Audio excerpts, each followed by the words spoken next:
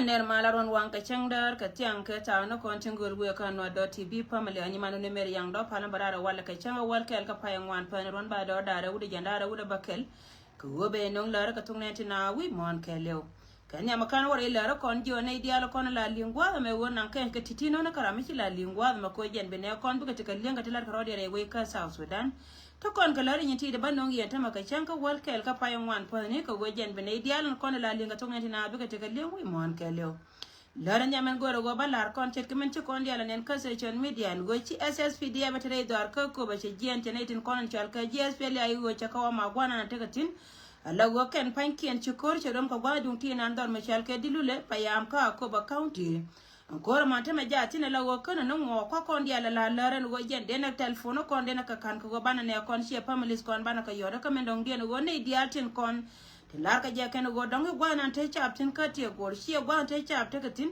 biya te ngai go jen panken ti go ka mishal ke dilu le jen gwana na ter ka kortin ka kan ma kan ne ko na shal ka je SPL ayo ka ne te ko na kwala chol SSPDF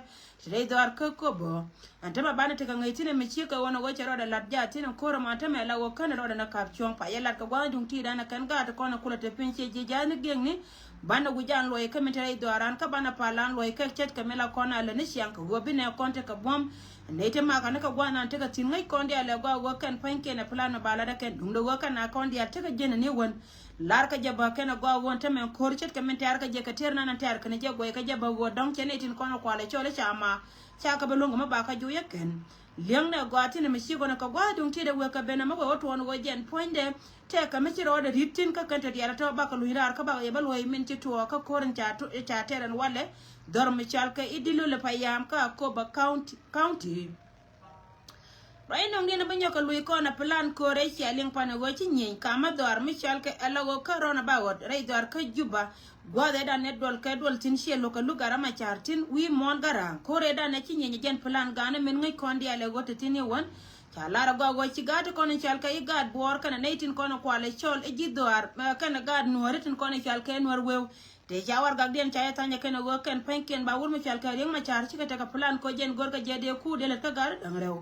antame kuma jari ro na gwane diala kono la yitine jijani gingni ala go jen poinde bartare netin kono beera antame cikala ne tele ga na kan kariyo ma char karo da lar ka jen kuma wurma chal ka sel bakir ma yadir kana riyo ma char ba kan dial yin moy kare kana ida kono kwala gora kana de kuma de nan ken anta me na mega kuma to kana ida kono kwaje la kana go chire ma char chabi yin bara siyasa ka ga ta kono chal kai gad bor tin jaro den mat kana tin kono kwala chole nor wew na me ta me jen plan na lat ken bi kon dial te jen ka jaw me we ka cha bi ala kono kula tere dor ka juba South Sudan ko yen dia te jen ka te dun ko bi ara gan ka te kono ka ro dire we anta me security ka South Sudan che bu go me go yen la won ko re pa na chine dang je chi gana mugo yene go jeni charo da kapchon kan ro da kapchon dum no go ken la ken plana ken ko jen cha jogoro go ba lele wup ko go ken panken ka ro dien te ka tanke ne cha melat ka cha no go chini de ko ne chal ke do la Africa tin ko ne chore we ka South Sudan chi ga gri ka kor we en go jen pone bina lo imale meda ne be kana re ke tuni 18 ba namo chi ga ne dialo ko la jino bi en tin lo ka je ken go jen be mal South Sudan ba lo tin chi ka te ka me cha lo kan ka gorga jede cha mi je de che ba ken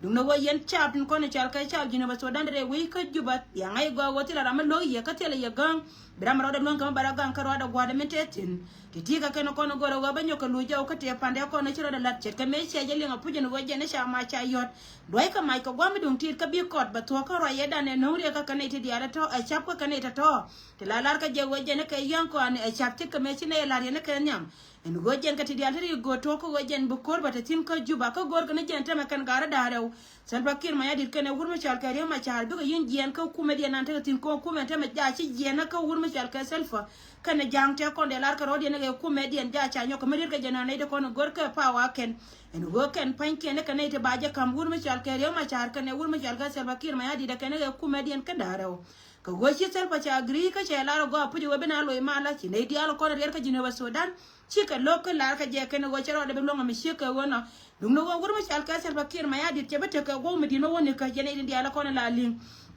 ke bete ka go mudin mo ne ko ne tin kono kwa we kwa le nyon kel ken ke hiene tin kono ko la pal nyon we ka kane de kono chara ko mat kel ko kor la ko de ni ente me la wo jente ka dub dare ti gor ga na re kana me ka sia me la ro re we ko juba South Sudan kan dub dare to to la go jojo go ko de ni te ka tom na ka te ka ga dare ko kienti la ga jinu ba Sudan ba ti te ka gu we de ne gor ga je kana wo de ku de la da kare we dung da wo me kana ne pentin china bro ai tin lar kana yeller yene de kono chal kai chab jinu ba Sudan ko biya te jena ka biya yang ay go won ta to ka lat ka rodi nan ta me jena nan te ka mai dia tin but ka me wiya kan yin ka wiya ni kyang kan ta me ma che ba wiya ba te ponran ne dia lon kono ba goro wo ken ba kana ba ka yin lat ka dora ken dung da wo kele nan ba lar ye yene tin kono ndier ka kuiga na kon ta ka si je ne de kon ta ka si je te ka te de ne tin kono kwa le chol mun wo jen panken mu ya wolle nga cha sel bakir ma ya di cha je na ne tin kono kwa le chol gor ka je ba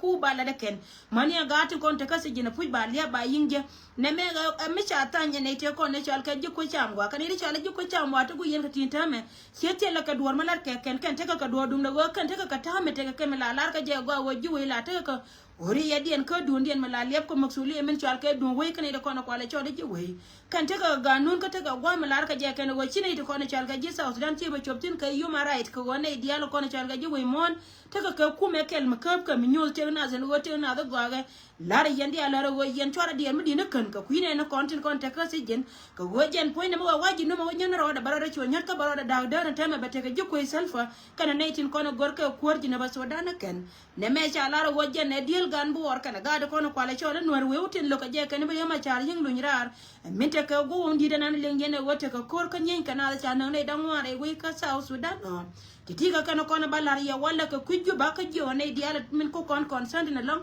ka sharp to konti la jel gone diala konti ka sin wore we se la mal baya la lar wo te da rodun ka jel kono jel ka yakara la nyor gwade le je je ray kalu gwadu miti tin miti rar ka jinba la ga kalu ka jen point de bi ko ngai go mo re jo je je jegel biya ta kai na gad ko mani yene diala kono te ka kam nitin kono te yen tin kam te ka mangatela mani kam na kula kam unimis mintene dia tega tilar yandi alar ba wabi aratit ka jelo kon jelo ya ka benun re ka lete kon la dien ka ba titiga kan ko na balar ya ka jen go dum tira min tore garandar michal ka Akoba County mode ka mitela tela tok michine lu nyira ar kane kon we woto won wajen yo kuin chero da kwertin ba nyo ka melwe ga je yenwa doti bi bane lu nyira ar ko ba ka yebal lar men ci to ka jen kor mane lakini kor ja tin tame ngoda ka me ko continue ka rena na paila da kan ga ta kon chal ka ga kon we na wijantin ne tin kon tar ka kor kan ci ne da kon shaben ma